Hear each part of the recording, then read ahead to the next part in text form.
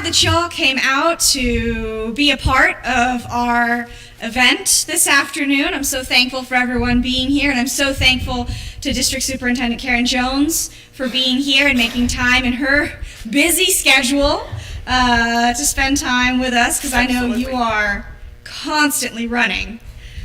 This is y'all my fifth one today. Yeah, fifth meeting today.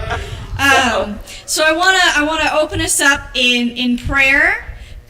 So we all join me in a moment of prayer. Holy and gracious God, we invite you into this space. Let this be a joyful time. Let this be an honest time. Let this be a vulnerable time. But most of all, God, let this be a holy time. God, I'm so thankful for everyone joining us here in person and online. I'm so thankful for the leadership and guidance of District Superintendent Karen Jones. I'm so thankful for all the leaders in the church who are not only interested in this process, but active in this process. God, help us to keep our eyes centered on you, our hearts open, our ears open, to listen and hear one another in this holy space. In your name we pray. Amen. So this is a time for Q&A, whatever questions about what's going on in the UMC, about the discernment process, about disaffiliation, about life. I mean, you throw them at them, and I will field the questions to our district superintendent. I'm going to be sitting to the side on the Facebook, so if we get questions popping up online, so for those watching online, if you have questions, just type them in, and I will try to get them in as they pop up.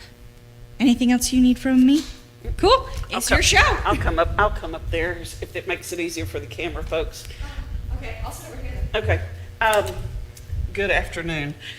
So it seems I do lots of church conferences to help folks get to where they need to be. Taking one vote today at Grace Crossing. And then I'm going around answering questions at churches. It seems like there are a bunch that have FOMO, fear of missing out. All of our friends in churches are doing it, so are we being left out? No, you're not being left out. So let me say this and a couple of things, and then I'll answer your questions. When all this shenanigans first started, I said, if you're really seeking God's will for your church, discernment cannot be bad.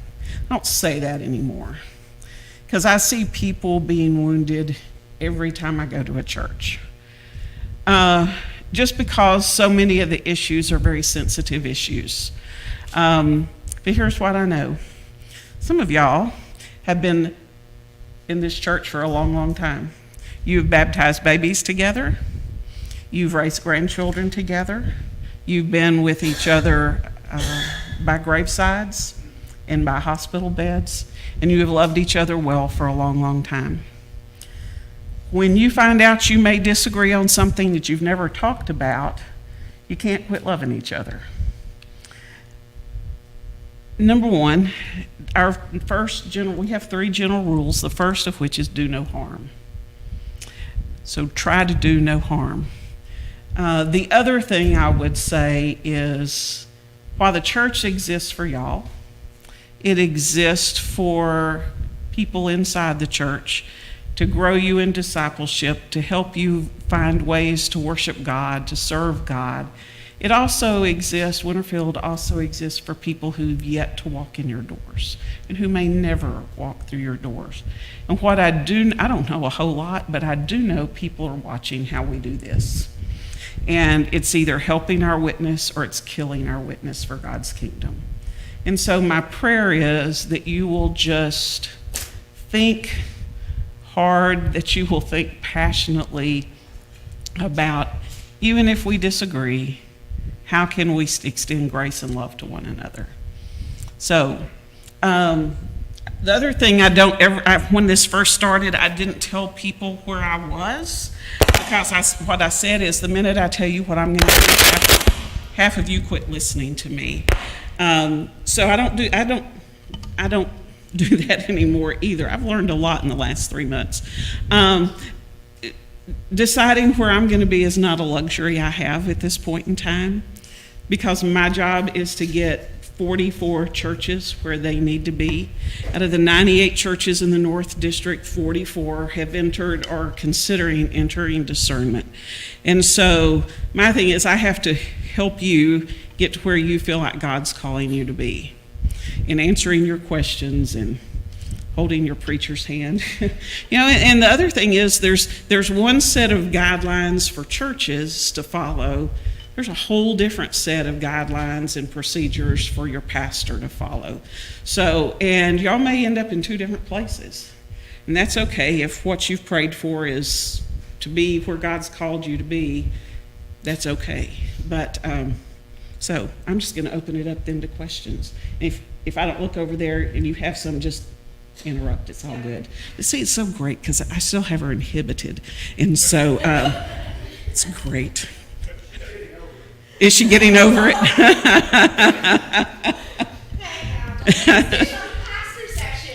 So, I had a friend call from one of my former churches, and she said, "Karen, you know I'm not very smart." I said, "Oh, that really worries me because you work for," she audits appraisal districts. I said, "If you're not very smart, I'm in trouble." But she said, "I need you to put this in language I can understand." So I got asked at Grace Crossing after their vote by someone, "Well, what's Longview First going to do?" I said, "Nothing." "Well, why not?" I said, "They've decided they're going to wait to see if the book of discipline gets changed, and if it does, then they'll take a vote, because they don't see a reason to get in a hurry." They said, "What is Winterfield going to do?" I said, "I don't know. Hadn't talked to Winterfield yet. I will know more after tonight, but I'm not calling you to tell you." So I was talking to my friend, and she said, because right now I'm staying in the UMC. My daddy taught me you dance with the one who brung you, and the UMC has helped me answer my call to ministry. It shaped me, it grew me, and for now, that's where I'm staying. Doesn't mean I will down the road. Right now, that's where I am. Now, on Will Ellen Street, we would have Monopoly games that would last a week at a time. And at every house, the Joyner's house, the Dickerson's house, the Cook house, the Similar house, each house had different rules. And I don't mind playing by different rules if I know what they are. When I was in college, I worked at the South Side Pool over off of Nelson Street by the old Lobo Stadium. I still cannot play spades with white people because I learned to play in a very aggressive, very South Side version of spades. And all these many years later, I can only play by South Side rules. I know what the rules are right now in the United Methodist Church. Yes, there are bishops breaking them. I cannot defend that a bishop is breaking rules, because they should be leading us and helping all of us follow the book of discipline. I cannot defend that, don't want to defend those bishops who are doing that. But I don't know what the rules in the GMC are. So what I told my friend last night, her husband's a Chevy dealer, and I said, when I go to see Marlon to buy a new Chevy, I talked to him and I say, tell me why I need to buy a Chevrolet. He doesn't tell me what a pile of garbage my Honda is. He tells me why I need a Chevrolet. And right now, so many voices, not all of them, but so many voices pro-GMC can't tell me why the GMC is the place to be. All they can tell me is what's wrong in the UMC. That makes me a little suspicious. The other thing I told her, I said, and also if I'd buy a car from Marlon, which I've bought several, I said, I don't sign the bottom line on that contract till the guy in the office, in the finance office, has filled every line in ink. And I said, for the GMC, right now, and it will change, but right now, for me, there are too many lines not filled in or they're written in pencil. Again, I don't mind playing by the rules if I know what the rules are. So, some churches are just saying the rules, we've been living with the same set of rules since 1972. We can keep living by these rules, but if the rules change, then we're going to come back in 2024 and look. So that's what some churches are saying. Some are saying, this is maybe the only time the Federal Reserve is ever your friend. We fixed our formula for figuring a church's unfunded pension liability, and it's tied to the Fed. So anytime the Federal Reserve raises interest rates, your part of the unfunded pension liability goes down. So right now it's at zero. And so there are some churches who said, we've got to get out now because it's never going to be cheaper. And I get it. Part of what bothers me too is looking at my own personal life. The worst decisions I've made in my life are those that I made in a hurry and or when I was afraid. And so, I want you to be true to who God's called you to be, but don't make a decision out of fear or feeling like you have to hurry up. Okay, so our current bishop, Bishop Jones, no relation, has called a special called session of annual conference for Saturday, December the 3rd. And all the churches that finish their process by November 10th and want to leave, we're going to vote to allow them to leave. Yes, we get a new bishop in January. A new bishop cannot change our conference rules. And so, though our current rules for leaving, what we call a graceful exit, will still be in place next May. So several churches have said, we're waiting until January. There's too much going on in the fall, Lobo football. We don't have time to get this done. But the paragraph you can get out under is paragraph 20. I've said this so many times. Thank you. I've said it so many times that just 2553.1, and it has a deadline of December 31st, 2023. It was a very quickly put together paragraph, and it was written at the special called general session in 2019. No one could foresee that COVID would happen and we wouldn't have a general conference in 2020. So it's really a badly worded paragraph. I think that's why we've had like 15 judicial council rulings on it, because the language is just, if Dimple Hutchins was here, she would just give it an F. That's all I know. So here we are. I'm a visual person, so here we are in September 22. You can do the 40 days of discernment, finish by November the 10th. You can ask the conference to let you out on December 3rd of 22. Then you've got an annual conference in May in Houston when you could vote to get out. I can't tell you that a new bishop is going to hold a special called session next year in December. So if it expires December 31st, 2023, General Conference doesn't meet till the summer or the spring of 2024, there's no paragraph for those months for church to leave. And so some people have said, if we're going to leave, we've got to leave now. I think it's my opinion. I try to tell you if it's my opinion or if it's fact. In my opinion, they're going to have to create a new paragraph. We had two paragraphs where you could leave. Judicial Council said one is not about leaving, it's just having to deal with your property. This one goes away December 31st, 2023. I cannot imagine them not creating a new disciplinary paragraph that would still allow churches to leave if they wanted to. So a lot of churches want to leave over the issue of homosexuality and our stance on gay marriage and ordination of members of the LGBTQIA plus community. We'll talk about that in a minute. The other reason a lot of people are wanting to leave is the trust clause. We paid for this church. We ought to own this church. You think I've heard this a time or two.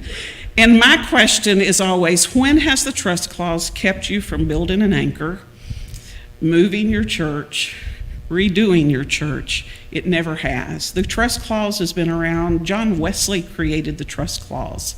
And it was so that he could make sure all the preachers that were under his auspices would preach what they were supposed to preach.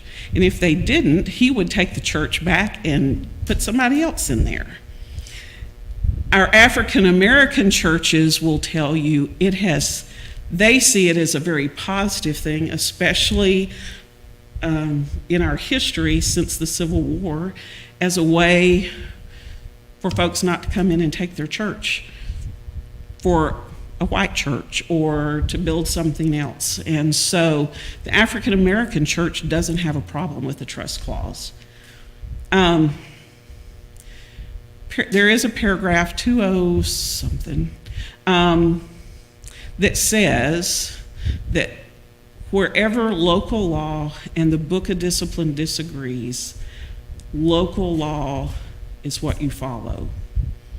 There have been 2 cases in Texas where judges have ruled against the trust clause. They've said it's not valid, it cannot hold.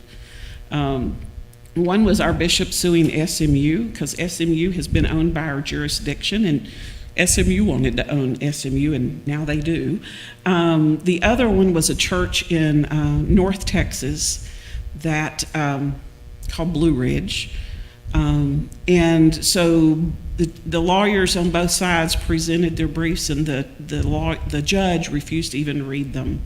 He said, my understanding of the trust clause is that the United Methodist Church only exists for 10 days every 4 years, and they can't hold anything in trust. And so he dismissed the case. It's not yet case law, but there are people working one more case, and there's an attorney who will appeal it. And once it's appealed and ruled, then it will be case law, and the trust clause will be gone in the state of Texas. Local law supersedes discipline, and so you will not have a trust clause. Here's what you need to know. We don't want your building. We can't afford your building. We can't afford to pay insurance on every church in the Texas Annual Conference. Y'all can't pay, it's hard to pay this insurance on this one building. Imagine if every church that wanted to leave, we had to take over. We don't want to. We're about ministry, not managing property. At least we prefer not to. So I don't see the trust clause argument as being valid for much longer. Maybe it is for just a little while. Bishops behaving badly, I get. Issues over human sexuality, our discipline says marriage is between one man and one woman, that you're not supposed to be ordained if you're a self-avowed practicing homosexual. That's the problem, is that the Western jurisdiction ordained a bishop who is married to her wife. And I will tell you, I was watching it, our jurisdictional conference on the computer on my desk, and they were slowing our jurisdictional conference down because they knew this was going to happen. And 2 minutes after Karen Oliveto was elected bishop, our jurisdiction filed a writ, I guess, with the Judicial Council, which is our Supreme Court, and saying that that's outside the lines of the Book of Discipline. And our jurisdiction was told, you don't have jurisdiction in the Western jurisdiction. You don't have any standing to bring this charge. And so when I was visiting with Kelly in July, she said, we were talking about this, and she said, Karen, don't you remember when Mom or Daddy were on some committee, we'd always get the United Methodist Reporter newspaper at the house? I said, yeah. She said, don't you remember down the fold, there was a little column with little snippets of information that was going on in the Methodist Church around the country and around the world? I said, yeah. She said, there were churches and bishops behaving badly when we were little. She said, but now it's instant and the whole world knows it. It's not just if your mama got the United Methodist Reporter at her house. Not excusing what's going on, though. So, you got any over there? Okay. So I'm going to be quiet for a minute and answer yours. The interesting question you had or comments you had about the clubs, first of all. Yep. I hear what you're saying. However, on a hypothetical basis, if we didn't have a trust clause now, would we have to pay anything to leave United Methodist Church? You'd still have unfunded pension liability, and you'd still have apportionments to pay. So, I mean, what our conference has said is if you're up to date on your apportionments for last year and this year, and you've paid your unfunded pension liability, which right now is 0, then we will give you a quit claim deed to your property without the trust clause in it. Yes, but had the trust clause not been in place, could we have left without agreeing to pay the remaining portion? Interesting question. You're the first person who's asked that. We have a Korean pastor, and he was trying to explain something to me yesterday, and I said, I'm going to teach you an American slang word. And he's always in to learn this. And I said, you're talking about you don't want to do anything that's hinky. He said, is that anything like stinky fish? I said, exactly. And so to me, that would be a little hinky, but yeah, there would be nothing that the annual conference could do to keep you from leaving in that case. There are annual conferences who are asking people to pay a percentage of what the appraised value of the building is. One conference is 30%. So nobody's leaving that conference because none of them can afford to. We said we don't want to do that. If a church really wants to leave, we want to extend grace and help them be where they feel like God wants them to be. And so we voted not to do that.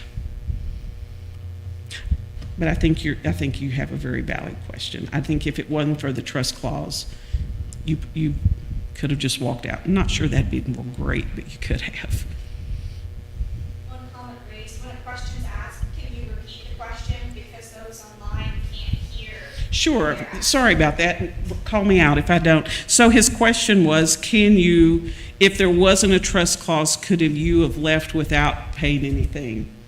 Is that a good way to put your question? And the answer is probably. No one's asked me that one yet. I should have known Jim would come up with a new one. What else? Yes, ma'am. If we leave UMC, Yep. we are required to take the cost of claim off of all our signs. Yes. Our documents. What about architecture, like stained glass and plaques? What do we do? What the conference treasurer has said, if it's in a stained glass window, we're not going to make you take your stained glass window out. Although I did go to Gregton today, and I sure would hate to have to pay to take theirs off the top of their steeple. It's not going to be an inexpensive or easy task to do. So yeah, I'm not going to come in here and be the Cross and Flame police come January. I am going to drive by about January 5th or 6th and see if everything's off the outside. Yet you can keep using your United Methodist hymnals. You've paid for them. They're yours. Just like you can have anybody else's hymnal you want to have. So does that answer that? So the question was, do we have to take the cross and flame out? You have to take United Methodist off your signage, off all your social media. You can't use the cross and flame because it's copyrighted. So,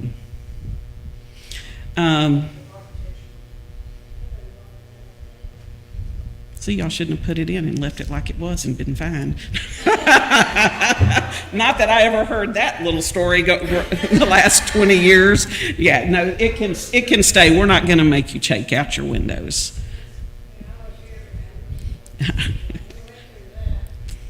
I heard about that.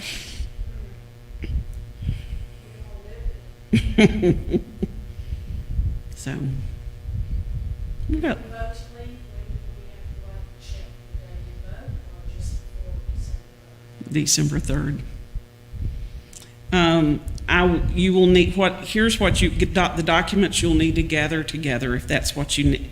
The documents you'll need together is we need a copy of the deed, so to the parsonage in here. I'll need a legal description for your property, which you can get off the CAD if you're appraisal district. If you don't know where your deed is, every year you fill out a trustee's report and it tells what book and volume it's in at the Gregg County Courthouse. And so y'all should be able to find that in your saved documents, or we have it in our office. I need a deed, legal description, a list of all the debts that you owe, like on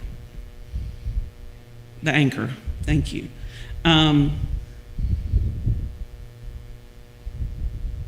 Then you'll need to take all those down. After December 3rd, they will give you a new deed. They'll give you a quitclaim deed. You'll file that at the courthouse. Different counties around are different fees. I think Marion County's $25, Upshur County's $30. I'm learning things I didn't need to know, or didn't know I needed to know. Yeah, so I don't know what the filing fee in Gregg County is. Yes, sir. If we did decide to disaffiliate, how quick do we have to have an answer of what we're going to do? Okay, I'm gonna come down and sit down. So the question is, for those of you online, is No,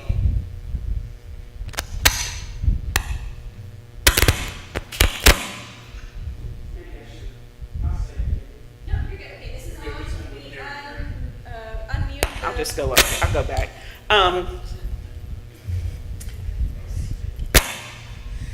So,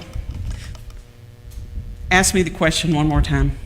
If we choose to disaffiliate, how quick do we have to state what we're going to do or where we're going to go? I'm asking that the night or the day you take your vote to affiliate somewhere else, that you tell me where you're going to affiliate. Because to me, you haven't finished a sermon if you don't know where you're going to go.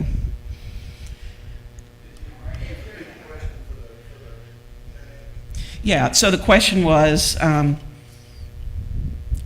soon after, if you vote to disaffiliate, to affiliate somewhere else, how soon do you need to know where you're going to affiliate?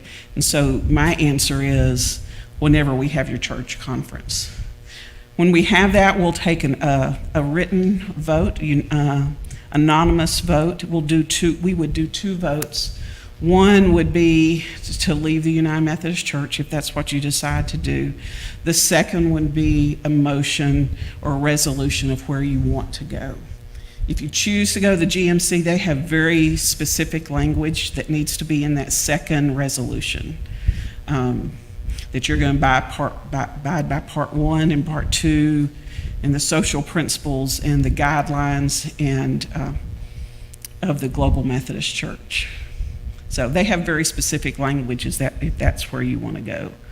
If you're looking at some other places, I have a side-by-side that it shows the United Methodist Church, the Global Methodist Church, the Free Methodist Church, the Nazarene Church, the Congregational Methodist Church, and there's one other one. You have to get a magnifying glass out to get it, when I can print it off on all one page, but yeah, you can do a side-by-side of all of those. Yes, ma'am. If the vote were to be, what would Pastor Vicky's commitment be to us as far as remaining our pastor? Okay, so she has a discernment process of her own. So the question is, what happens if y'all vote to disaffiliate? Thank you, Jim. If y'all decide to affiliate elsewhere and Vicky doesn't, what happens? Bishop Jones has said with all these conferences happening in his retirement, we don't have time to do new appointments for January 1. And so we're leaving everybody in place till June the 30th.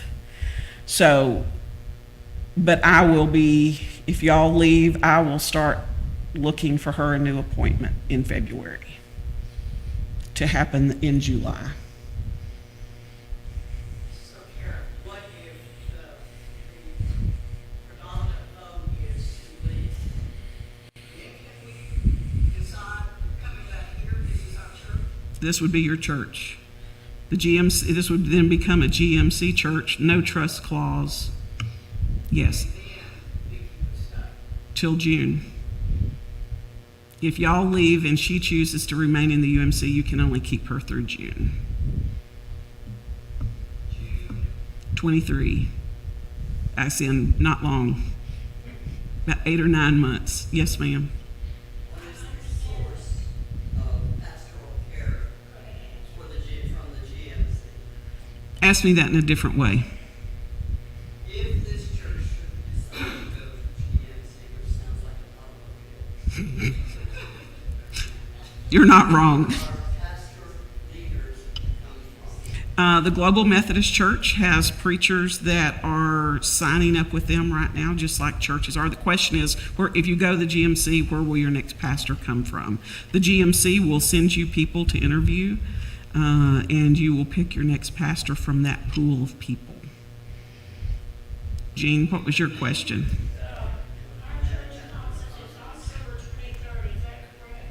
Is that right?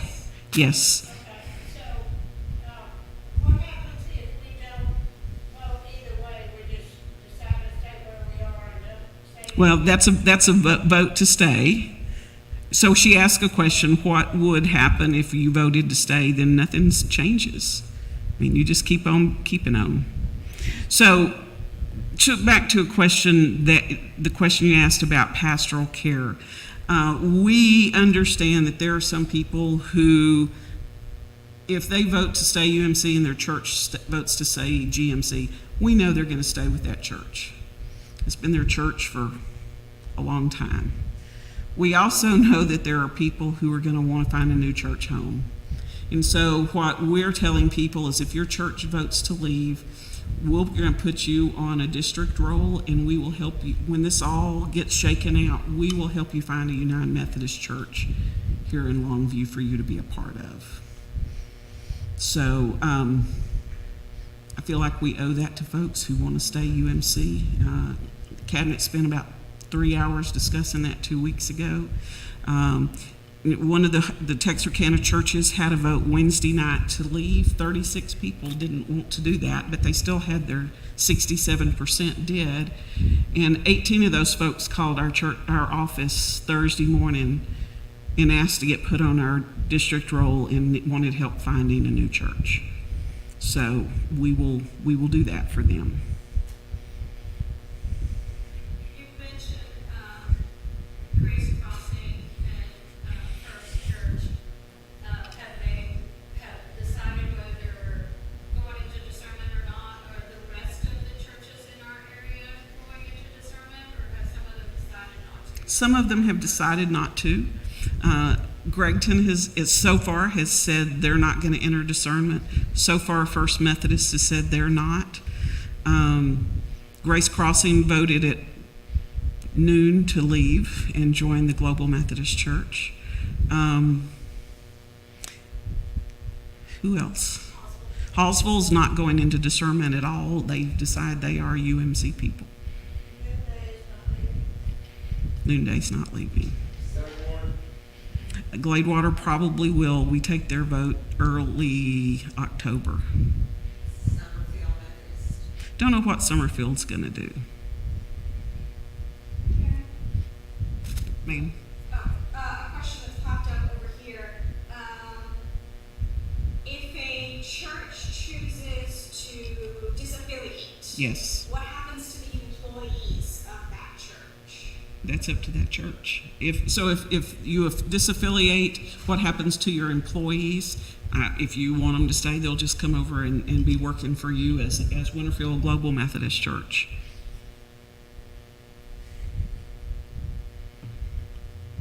Yes, sir. So we have an endowment. Yep, you need to read it very carefully. An endowment. So, the other thing, since this church has been on this piece of land for so long, you need to read your deed, because some of them have reversionary clauses. And here's what some of them say: that it's given to the glory of God for the worship of the Methodist Episcopal Church South and its successor denominations. The GMC is not a successor denomination. Now, I know what our conference office is saying is they're going to give you a deed anyway. I think that's kind of hinky, because some of those say that if it's ever not used for Methodist Episcopal Church South or its successor denominations, it reverts, and you have to look to who it reverts to. And some of them read to the heirs of the people who gave it. If it was given in 1860-something, good luck finding all those folks. I remember when my daddy, they're across the street. There may be some descendants still out there, though. I had one little church in southeast Texas, and when the gas boom came, and we owned 19 acres across the street. And but the lady who gave it was quite notorious, and we tracked down a great nephew, and he was livid that we had found him and knew that he existed, and hung up on me several times, because we just said, do you want the royalty check sent to you, or are you going to let the church have it? So that was an interesting time. Church got him. I have ways. He did not want them because he did not want anything to do with her name. She had murdered some people in town, in the county, and he didn't want anybody to know he had any connection to her. But I remember Daddy found a farm when I was little and wanted to buy it, and there were 19 descendants from California to Florida. And he said, that means I have to go track every one of those down. Every one of those 19 has to sign a thing saying they release their claim on it. And he said, all it takes is one to say no. And so, he said, it's not worth my time or money to do that. So you didn't get your deed out and read it very carefully. Because even though we were still going to give you a quick claim deed, if any of those descendants want to come back, you're going to have to deal with them. And there are some potential legal costs. So some of them say, if they just say divine worship, that it's given to the glory of God for divine worship, and it doesn't say who it reverts to, you're good. You're not going to have to go chase anybody down. The endowments, I have a church not far from here that lives on their endowments, and they've had to get a legal opinion to tell them, with the way that there's a reversionary clause in it, if they're going to be able to keep living off their endowments or not. So I think it's just prudent that you find those answers out before you get to October 23rd. I can get your mic fixed if you want to be able to sit down. Nah, as long as I can lean on this, I'm good. Yes, ma'am. Hey, Doris. What happens to the pension fund for those who leave and for those who stay still have the same? If you're already retired or you're staying in the United Methodist Church, nothing happens with your pension. If you are a United Methodist pastor and you leave to go to the Global Methodist Church, you're going to lose your defined benefit part of your retirement. That's a lot. I mean, for me, that would be a huge amount, because Martin, he worked for the Methodist Church for 49 years, and only the 7 he worked at Marvin got retirement, but it was in the 80s. And if you had money invested in the 80s, it was a very sweet time to have money invested, because every quarter we'd get a letter saying, we're giving you an 18% dividend. And so when he died, they let me roll that over into mine. And If I wanted to leave, I would be leaving a whole chunk of money on the table. And so, preachers are having to decide, am I going to have integrity and go where I feel like I need to go, or am I going to stay because I can't afford to go? So that's a question every preacher's having to deal with. But those of you who are retired or already are getting retirement, it's not going to affect you. Yes, sir. What is the process, or is there a process for beyond 2024 after the conference for those churches that are waiting? So everyone is anticipating, I can't tell you it's going to happen, but no one can understand why this would not happen, is that in 2024, it's fully expected that the United Methodist Church will put in a new paragraph to help people leave that don't want to be there. But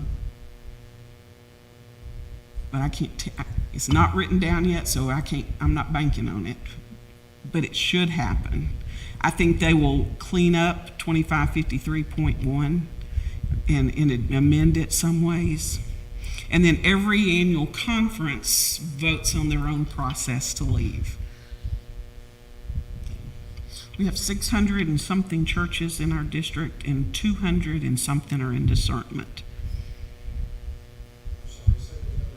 There are a little over 600 churches in our conference, and over 200 are in discernment right now. Yes, ma'am. Karen, I know you mentioned the blanks in the global rules. Would you want to share those? When you were talking about the rules that you have to follow. Yeah.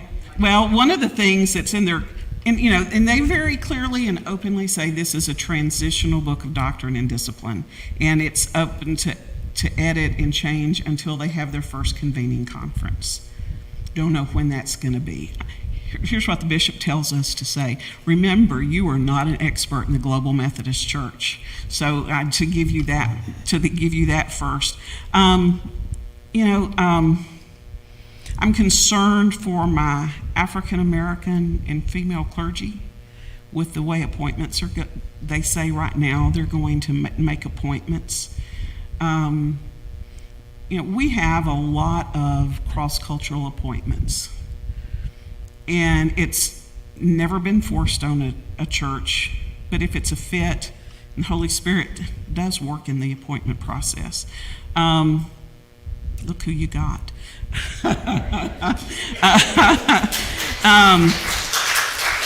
She should not be here, so, but I have my ways. John Cook taught me a whole lot of things.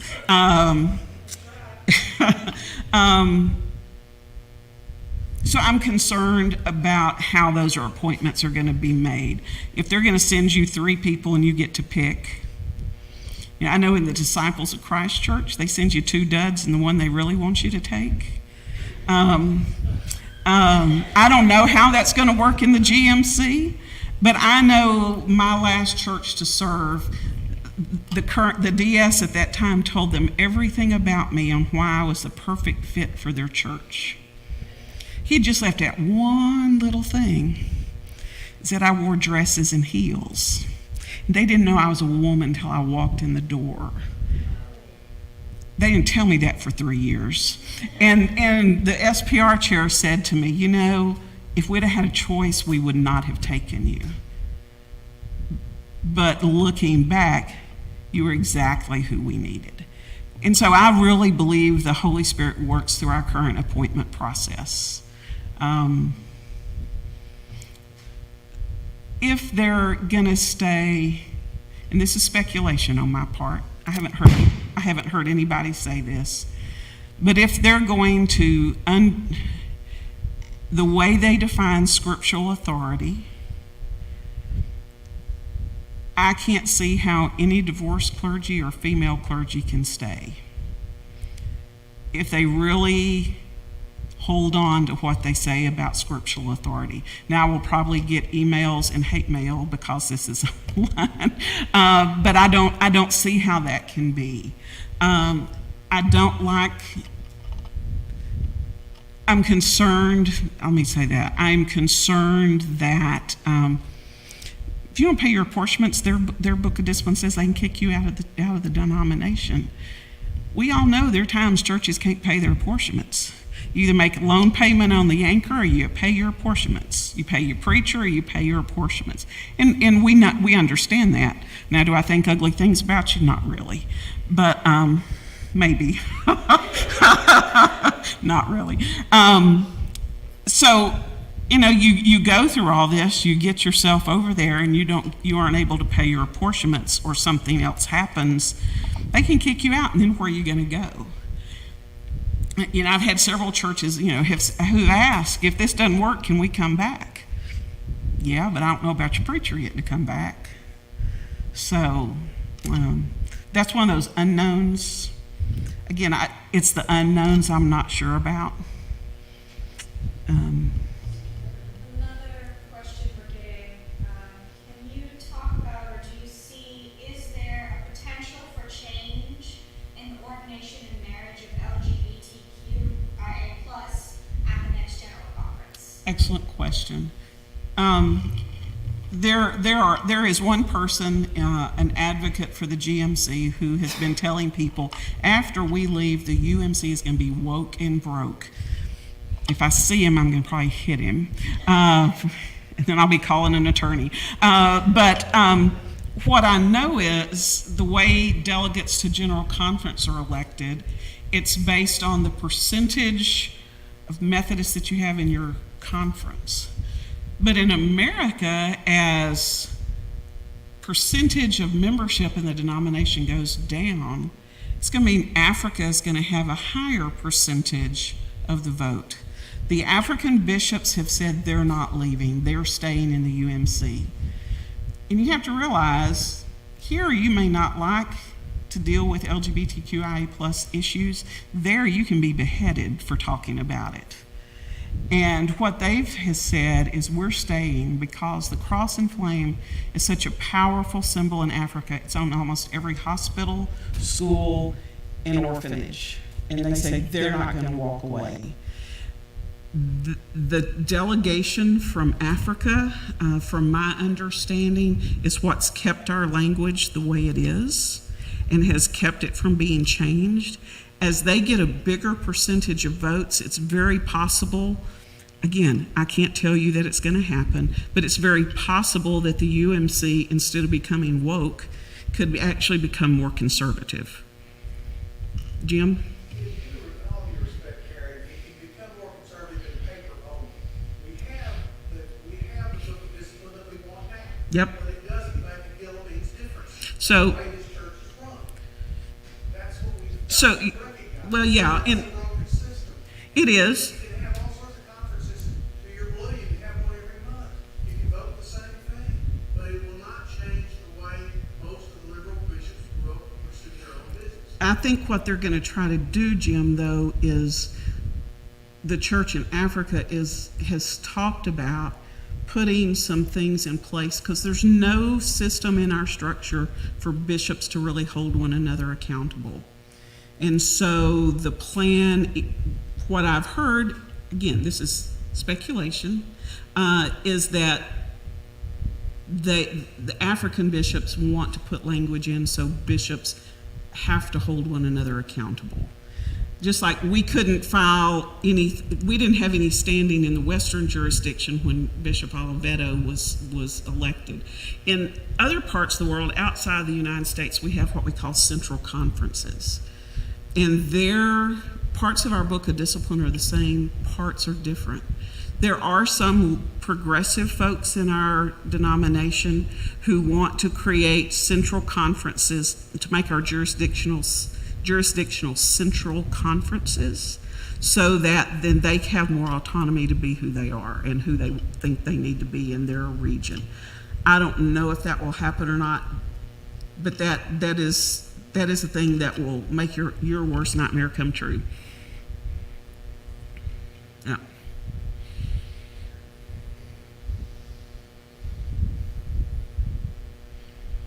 Yes, You said, they might have the wording exactly right, but that the GMC It is. It's flowing right now. It is. Nothing is further. Correct. It sounds to me like UMC book discipline is exactly the same as the I will give you that. She said it. Her statement was, if the GMC Book of Discipline is fluid, it seems as though the UMC Book of Discipline is as well, and it's a valid point. Yeah. Something else too, Karen, that's not discussed very widely, it needs to be. And I've told our church this before, the ones that I've had a chance to speak to. And I think about Dr. Abraham, and I think about the Wesley Government Association, and I think about investment group that I've been involved in for a long time. I think about the people that are involved in it. I think about Robert folks. We've helped start the Global Methodist Church. And I have a lot of faith in those people. And what they tell me is they are pursuing what they think God wants the church to do. And to me, I can't believe that we can any longer say that about a large portion of the United Methodist Church had a bishop left. Yeah. And it's unfortunate. You talk about one of the failures of the Big Tent process was that we thought we could just be all things to all people, and we all know that that's not true. The Bible doesn't know that. But the other thing is, when you talk about having bishops hold each other accountable, that in and of itself is the problem. Right. The United Methodist Church is never going to be fixed until the individual churches and the individual conferences can address the misbehavings of the bishop.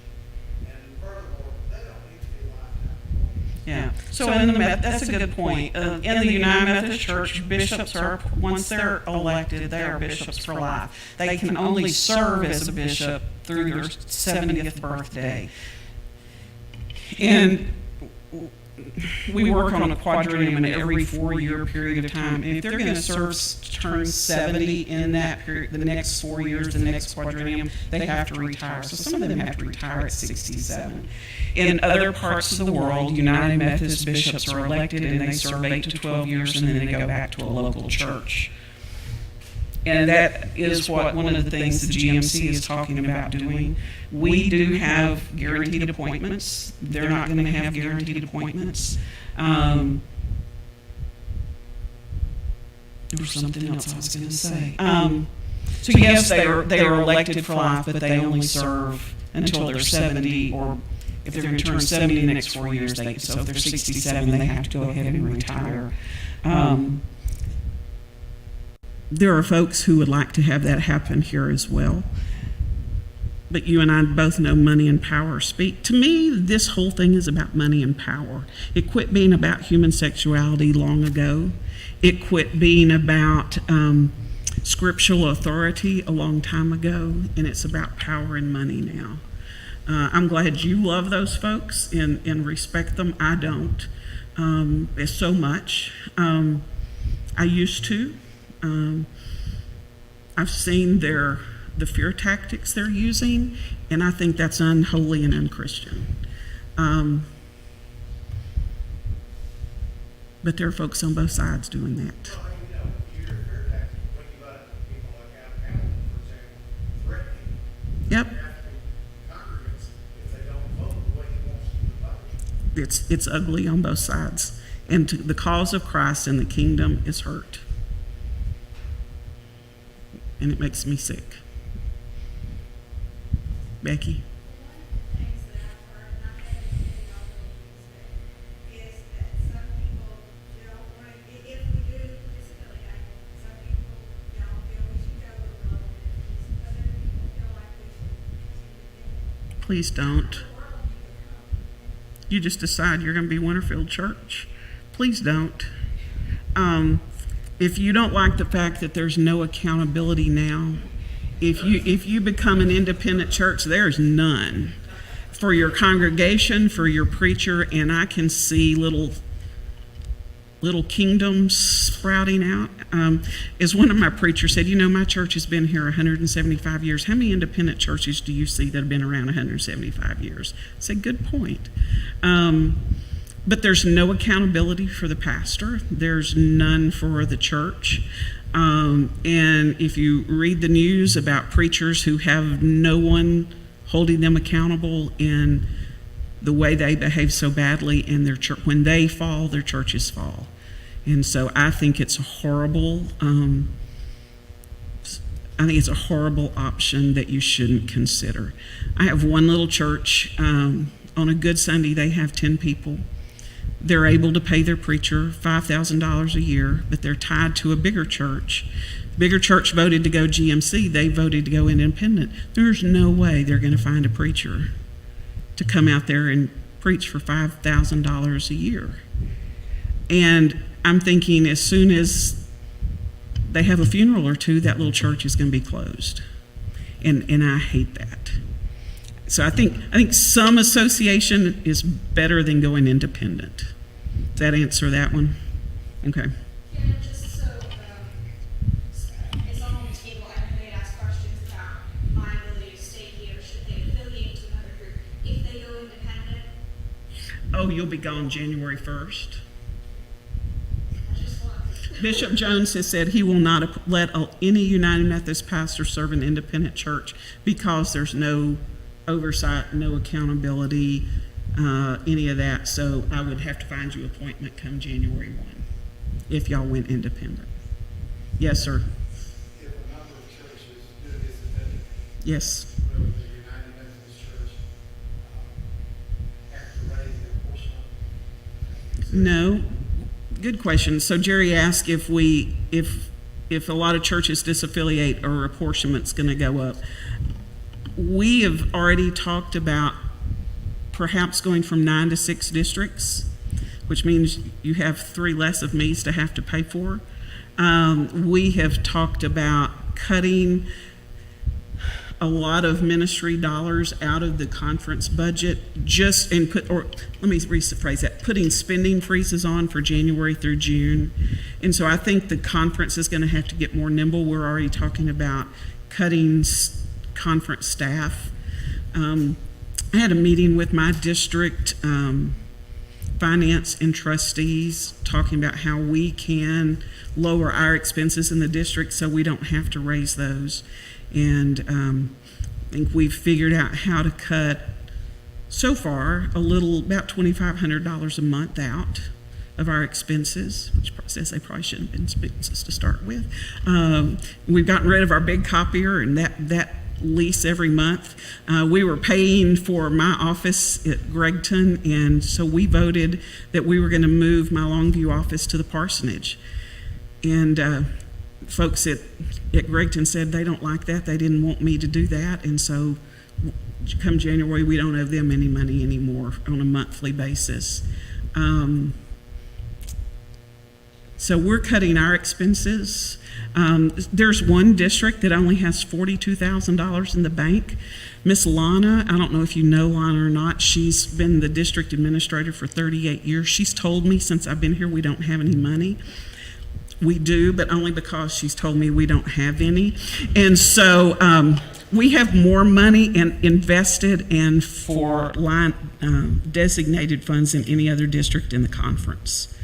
We're going to be fine. What I think is going to happen, again, my opinion, if we go from 9 to 6 districts, I'm going to be sorry I ever heard of the prayer of Jabez about increasing my territory, because I'm probably going to pick up some churches either to the west or the south of the North District.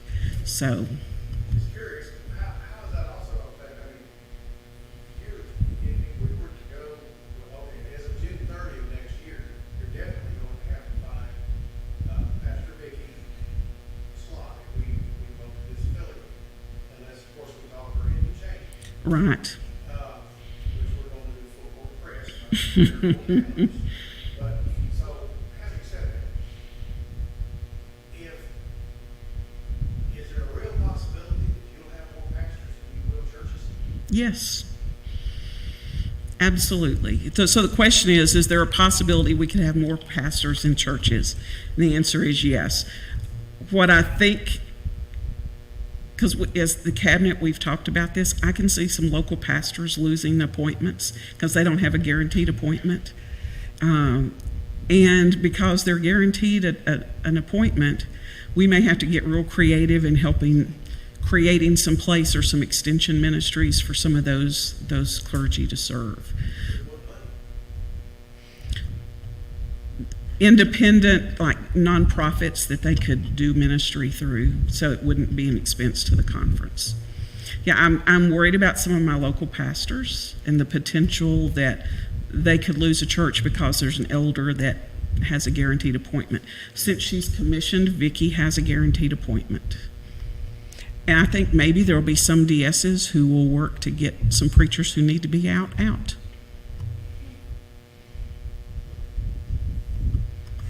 Yes, ma'am. Let's say this is a perfect world. Let's say that we, Heaven is come. okay, so let's say that we all vote to stay. Yep. Okay, now what's the plan, what's the sequence of happenings for things to get better along the way here to 2024? So, this November, each bishop is elected by 22, November 4th, actually. New bishops for the South Central jurisdiction will be elected by the delegates to jurisdictional conference. We'll know on the 5th who our new bishop's going to be. That could change things.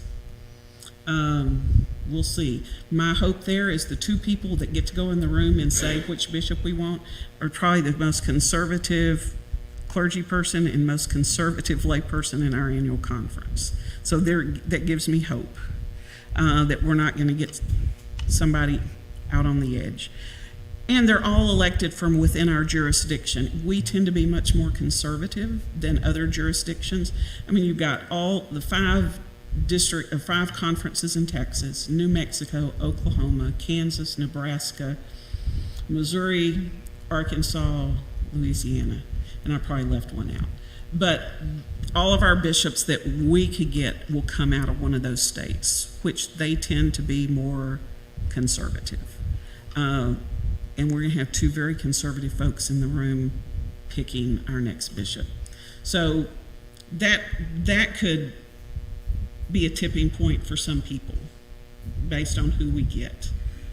Then General Conference doesn't meet until 2024. That's the only body that can change the Book of Discipline, is General Conference. And let me say something about that. To change our articles of religion on what we believe as United Methodists, it takes 2/3 of General Conference to approve it, then 2/3 of all the annual conferences to approve it. The odds of anybody, first of all, ever getting out of committee are not great to change our beliefs, our Christian values, our articles of religion, if you will. So changing that part of the discipline is very, very difficult. The other parts, again, have to be voted by General Conference. Most things that people try to make happen never get out of committee because people on there just are not in the mood to deal with those things. So I can't tell you what General Conference in 2024 is going to vote. So the discipline says you have to have General Conference every 4 years. Well, we couldn't have it in 2020 because COVID. So they have said, well, the conference we're having in 2024 is really the 2020 General Conference. So the question is, so when are we having the real 2024 one? And the lawyer, the chancellor for the Council of Bishops, said, nobody's asked that question yet. I said, well, now somebody has, so when is the 2024 General Conference going to happen? And he turned and walked away, so I don't know. So nothing can change in the Book of Discipline until 2024. To make it more restrictive, more holding the bishops more accountable, becoming more progressive, more conservative, none of that can happen until 2024. And there should be a means created, I think 2553 revisited and Dimple Hutchins approved would probably be would be voted on in 2024. But I can't guarantee you that. Yes, ma'am. So for our vote on the 23rd, the only concrete fact we have is how much it would cost us to leave the UMC, because everything else is speculation. You know, that's what we're discussing. That's right. So her question was, so when the church meets to take their vote on what they want to do, say that again. The only thing that we're looking at is the cost of disaffiliating. The cost of leaving the UMC. Everything else is speculation. Yes, ma'am. Yes, sir. Question on how the apportionment is written in the 2553. You pay all of the current year's apportionment What you haven't already paid, plus the prior year. whatever you didn't pay last year. So if you do not disaffiliate by at the December 3rd conference, close out at 12/31/23, 22, you move to May, thinking of May for disaffiliation, and you pay 20, none of your apportionment. right. So you'd owe 22 and 23 if you wait till May. So you will pay more apportionments. Depends on how much you paid out last year or this year. And how much you've paid out this year so far. I guess the question would be, in that case, if we voted in May of 2023, then we'll be owed the full year of 2023. Yes, that's what I've been told. Would you repeat that? So the question was, if you wait till May, you'll owe all the apportionments for 2023, and the answer is yes. And I did not bring the list of what you did not pay in 21 and 22, but I have that on a handy dandy little form on my desk. And I can tell Vicki what it is. Yeah, and- In that situation, though, what we did not pay last year would drop off. yep, If we paid all of our apportionments this year, and we pay our apportionments up to May, we would only owe for like 7 months of apportionments. that's right.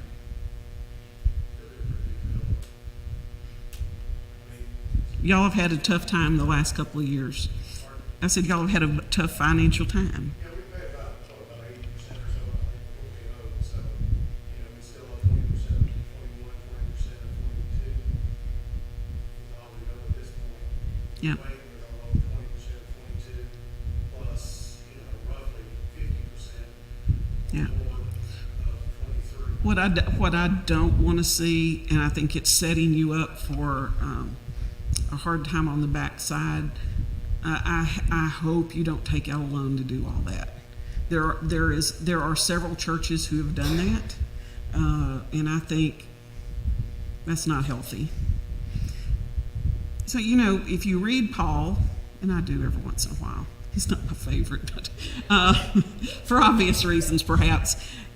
Over 24 times he talks about the church being the body of Jesus Christ. And almost that many times he talks about how important it is to have unity in the body. And so my prayer for you has been and will continue to be, whatever your decision is that it will be one that you can have unity on. At one of my Texarkana churches Wednesday night, the vote happened, and some people started clapping, and my little teacher finger came up, and I said, not happening. I said, because you may have won and got your wish, but there are 36 people in here whose hearts are broken. So I want, even if you don't have unity, I want you to have grace with each other. But my prayer is that you have unity. I'm worried. We have several churches in our conference who did not get their 2/3 vote, and it's about a 60-40 split. I worry about those churches, church conference I had today, 83% of folks voted to leave. They're going to be okay. It's those that don't get 2/3 to leave that I'm really worried about on how are these folks going to live together and do ministry together. Jan, you asked a question a while ago, and I didn't finish answering it. You asked, what are some other things that might change? One of the things that on paper looks really good with the GMC is your apportionments are lower right now because they don't have all the big agencies like UMCOR, Upper Room, those things that they're helping pay for. Yeah.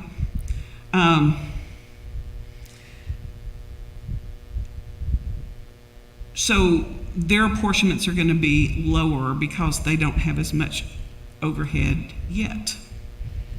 But we know how organizations work.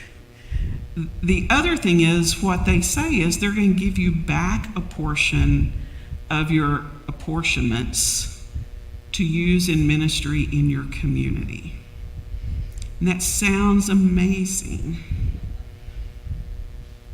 But if you're not doing ministry in your community now, changing the logo and the name out front is not going to change that. And if you're not out doing ministry with that money, you will no longer be members of the Global Methodist Church. So, that's my other concern. A lot of people have this utopian idea of we're going to go and everything's going to be great. You are still the same people the day after your vote that you were the day before. Good, bad, or indifferent, you're going to be the same folks. And so name isn't going to change. Name on the outside is not going to change anything about who you are and what your ministries you do and those things. And so I want you to keep that in the back of your head too. Because somebody told me, said, yeah, but you're a company girl. I said, well, you can ask Bishop Jones about that. He may regret putting me on his cabinet because I asked way too many questions. But my goal is not to make you stay in the United Methodist Church. If that's what you decide, I will celebrate that. I think that's who y'all are. But if you vote to leave and go to the GMC, I'm going to bless you in that too. Because I will tell you, 3 months ago, I started fervently praying that God would let me out of my call and let me go home and love my grandbabies every day. Because this is not what I thought I signed up for. So what's that? The dumplings, that's right. They're 6 and 10 and have attitudes, and I'm not so sure they're dumplings anymore. But just saying. One of them is way too much like Martin Jones, their daddy and their papa. This is on the internet. They know. I don't hide things. I don't sugarcoat anything. They know this. Thank you. I appreciate it. You are my friend. But I'm a slow learner sometimes, and it took about 2 months, and I realized God had been answering my prayer through God's people. I don't really like the book of Esther anymore. You were made our DS for such a time as this. No, quit telling me that. And so when I finally realized that God had been answering my prayer for 2 months, I said, fine. Watch, I tell God fine a lot.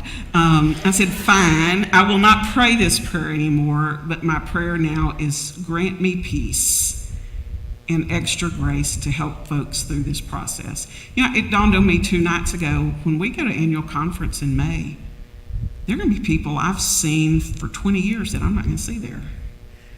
It just kind of breaks my heart. So I've asked for peace, and God has given it in a way I never expected. And so I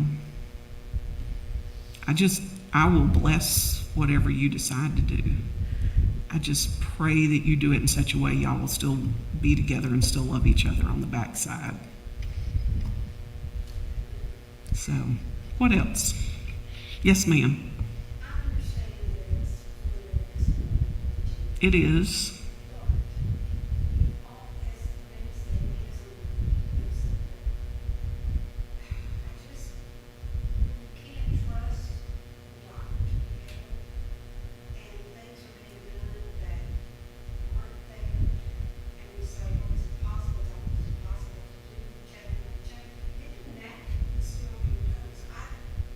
And I can't defend it. I can't defend people breaking the book of discipline. I mean, Bishop Jones, it breaks his heart to have fellow bishops that are breaking the discipline, being openly defiant, and really has hurt the communion and the fellowship of the council of bishops. You know, they're really divided. So it's one reason I hate he's retiring, because he's trying to hold the center. Yes, sir. But I can't defend what they're doing.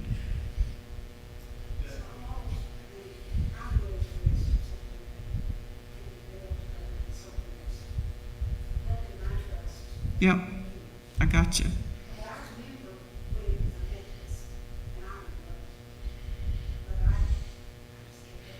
Yeah, somebody told me one of my professors at seminary said, because he was not a United Methodist, he said, y'all's problem was when you joined and merged with the United Brethren Church, because they had not been a denomination long enough to know how to be a denomination. And he said, you started going downhill that year. And as I look back, he's pretty true. United doesn't mean we all agree the same thing. Just the name we took from the United Brethren Church. Yeah. Yes, sir. You had a question. From what you just said, does that not, you had an issue with GMC in that you weren't sure what they were going to do, but we have a book of discipline in place, and we know what they are doing. We do. Disregarding. But in our conference and in the way I live my life every day in ministry, we are. I mean, our bishop, when he was in Kansas and Nebraska, brought people up on charges and took their credentials and kicked them out of ministry. And he's held them accountable to that standard. That's one reason I hate the fact that he's retiring, because whether you agree with him or don't agree with him, you always knew where you stood.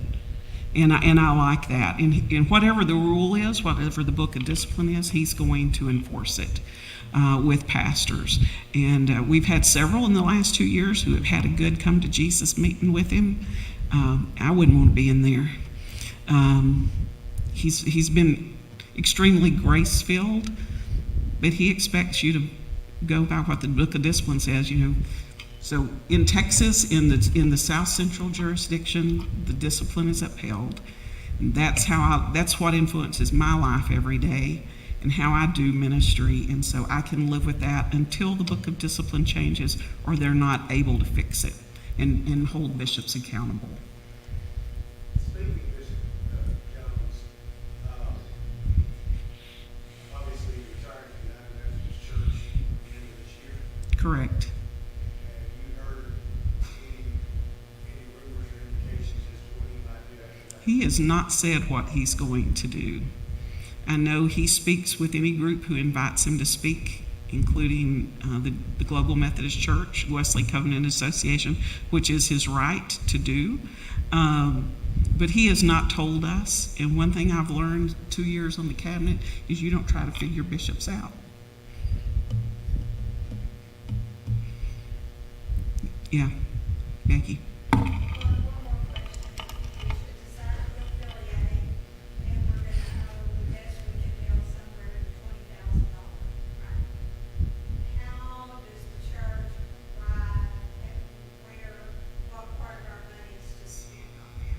Is that done just by the board? Is that done by the congregation as a whole? I will leave that to Alan and Vicki. I don't know the answer to that.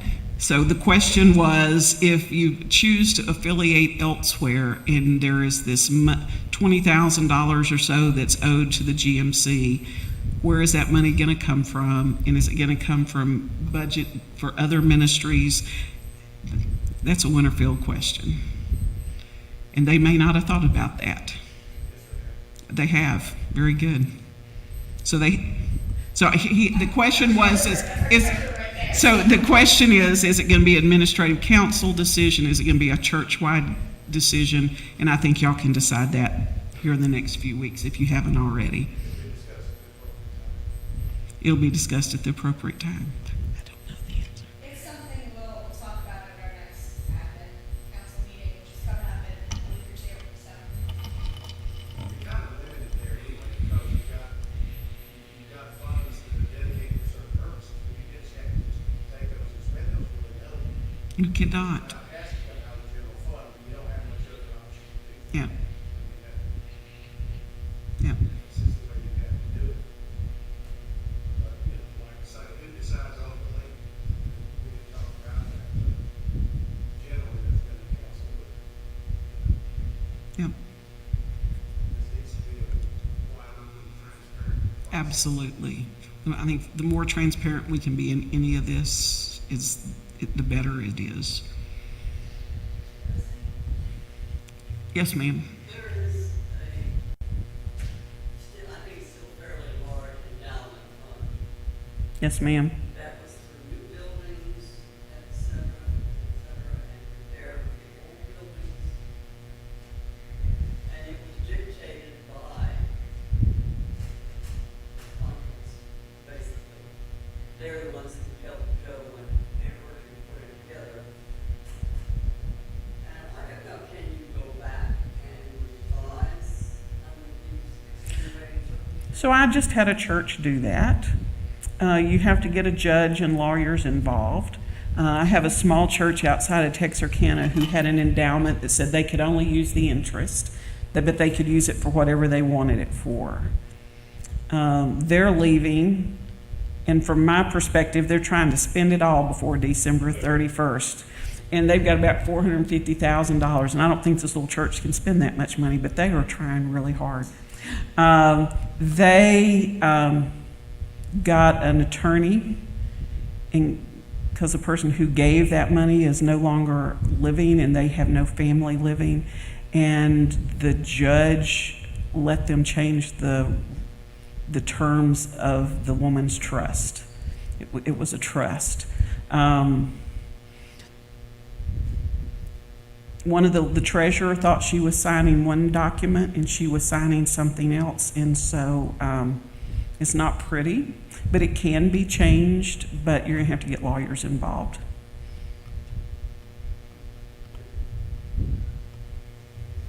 And I are not one, so. Yes, sir.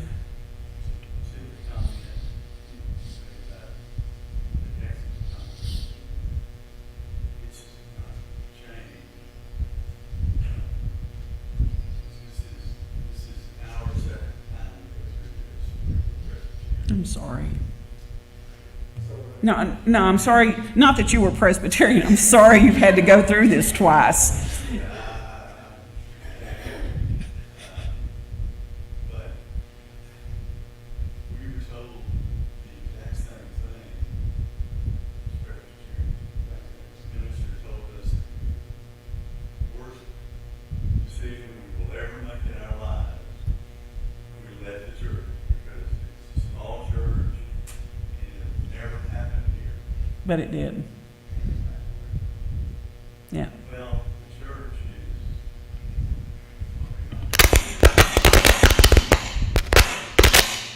Somebody just wants me to stand here.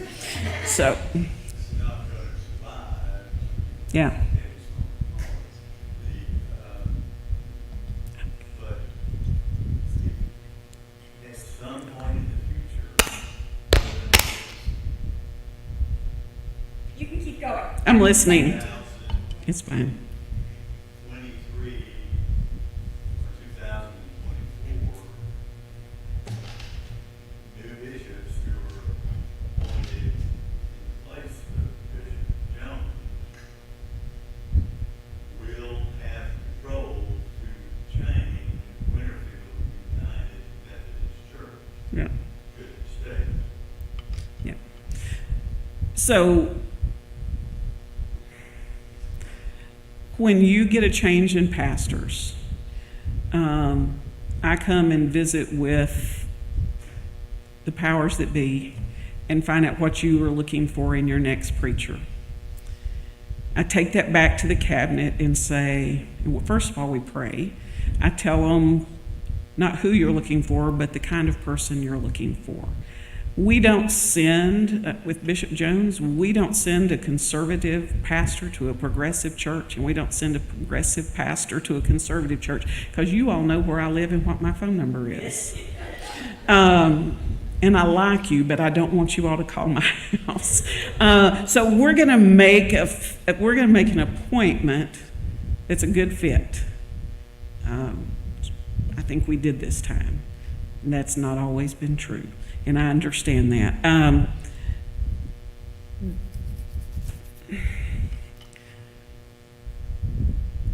Whether you get a gay pastor or not is also a theological issue. I would be crazy to send a gay pastor to a church that was dead set against it. They're going to have a miserable experience. Y'all are going to have a miserable experience, and you're all going to be calling my house or picketing my office at Gregton. And so I can't tell you how long I'm going to be here. I signed on for 6 years, and I've got 2 down. And I can't tell you what new bishops will do, and I can't tell you what your next DS will do. But to me, and as we've talked about on the cabinet, it's really a theological issue. And so we would be nuts to send you somebody that you didn't want or need. I know it's happened. But first, I have this little church really in the middle of the woods. They have about 20 people. And their thing is, we don't want a gay preacher. And I said, and what gay preacher do you think is going to want to come here? And they said, we hadn't thought about that. And I said, there isn't one. Too many woods for bad things to happen. They're not coming here. And they said, oh, okay. And so they decided they would stay UMC. If it changes, they'll be gone, and I'll help them go. They were so afraid that was going to happen. It is a theological issue, but you also have to think about where these preachers would want to go. In the woods, in the Red River bottom, isn't where they're going to want to go. So, yes, sir. Karen, I love you, and I can't let you buy with that. Okay. Okay, I know that there's a lot of machinery that has to turn, and I don't envy all of the process you have to go through, finding everybody, all the pastors and all places to go. That said, I want to remind you that you called me and told me we'd be getting a linebacker, and we wound up with her. But she has a linebacker spirit. She has a linebacker inside of her that she can channel when you get unruly.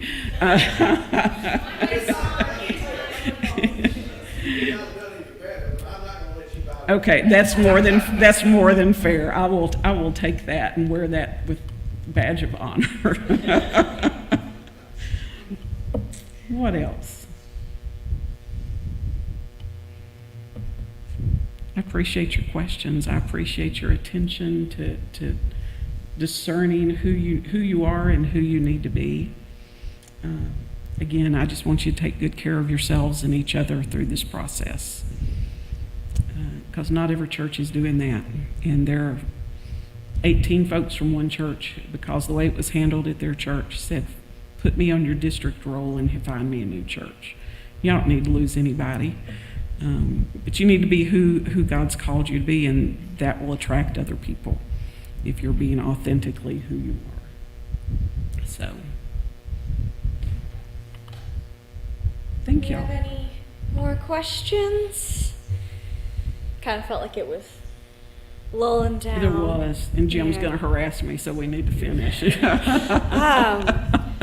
Before we finish today, just it fits in so well with what you've been talking about, Karen, that I wanted to just go ahead and make the announcement.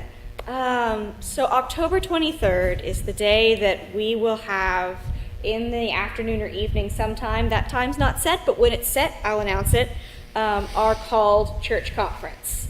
And that's when we'll have, if we're going to have a vote, that's when we'll have it. That morning, because that's a Sunday, that morning in worship, we are going to have a really special worship service. We are going to have a service of prayer and healing. It's going to be a service that is dedicated to us taking time to let go of whatever we need to let go of, to pray over whatever we need to pray over, to ask God to heal us in whatever we need healing for, so that by the time we walk in to that vote in the afternoon or evening, we're already a different people. So I want to invite you all to come to worship that morning on the 23rd. You may be like, wait, what are you doing with my worship service, Pastor? Just come open. All I ask is that you come open. And Karen, if you'd like to come to that, I want to extend that invitation If to I'm you. not anywhere else, I'll be here. Okay. So I just wanted to let y'all know that that's going to be coming, John. Who's allowed to vote during that? Any member of the Any church. professing member of this congregation. Define member. So if you've joined this church and promised to support it by your prayers, presence, gift, service, and witness, you're a professing member of this church. Unless you've gone and joined one down here on the loop and they don't send letters to tell us you've moved. Yeah. So Methodist churches, we're pretty good about sending other Methodist churches and other churches letters saying, so-and-so joined our church on this day. Not all denominations do that. Well, you know, we have a lot of people on the books. So, And they all have a vote. They all have a vote. to help also address that, we've been doing a membership audit for the past couple of months, and we have a significant list of names for our charge conference, which is also a part of the Yeah, call. but you can't take them off for 2 years. Yeah, So, unless they've requested. yeah. Yeah. Yeah. So we did that at a charge conference I did, what night? Thursday night. And they had a list of names, and I said, do any of you know where any of these people are? And they knew where 3 of them were. So you can't vote to get rid of them. You've got to be able to reach out and contact. Because some people will say, well, my grandmother would just be so upset if my name wasn't on the roll. Your grandmother would be upset knowing you're not in church somewhere. Let's be honest. She would rather you be an active member of some church than just keep your name on the roll at Winterfield. But I digress. Yeah. Yeah. As I Well, tend just to- as I wanted tend to do. Yeah, I just Um, wanted to address yeah. that there are people who have asked to be removed off the roll that haven't been here in a long time, so. So any clergy are not allowed to vote. They are not members of this church. They are members of the annual conference. Jean can, because she's still laity, and so she can still have a vote.